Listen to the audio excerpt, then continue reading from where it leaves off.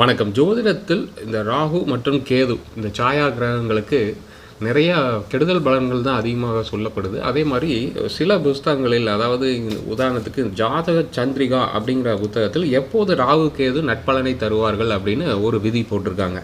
அதாவது ராகு அல்லது கேது கேந்திர ஸ்தானங்களில் லக்ன கேந்திரத்தில் அமர்ந்து திரிகோணாதிபதியுடன் சேர்ந்தால், அதே அப்படியே உள்டாக போட்டிங்கன்னா ராகு கேதுக்கள் திரிகோணத்தில் அமர்ந்து கேந்திராதிபதியுடன் சேர்ந்தால், இப்போ லக்ன கேந்திரம் அப்படிங்கிறது லக்னத்திலிருந்து லக்னம் 4, 7, 10ஆம் இடம்.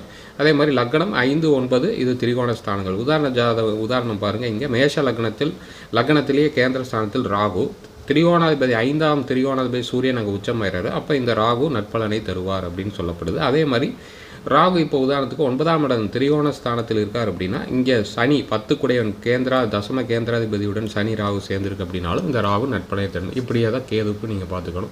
ஸோ இந்த மாதிரி ஜாதகம் வந்து உங்கள் ஜாதகங்களில் இருக்கான்னு பார்த்து ஆய்வுக்கு உட்படுத்தி பாருங்கள். ஜோதிட விதி ஒன்று புக்கில் இருக்கும், ஆனால் நடைமுறைக்கு அது ஒத்து வருதான்னு ஜாதகத்தை ஆய்வு செய்பவர்கள் தான் பார்க்க வேண்டும். ஜோதிட ஆராய்ச்சியாளர்கள் தான் பார்த்து அதை கணிக்க வேண்டும். நம்ம யூடியூப் சேனல் சப்ஸ்கிரைப் பண்ணி பாருங்கள். ஜோதிட ஆலோசனை பெற விரும்புகிறவங்க மேலே இருக்கிற வாட்ஸ்அப் ஜாதகம் அனுப்புங்க. நன்றி.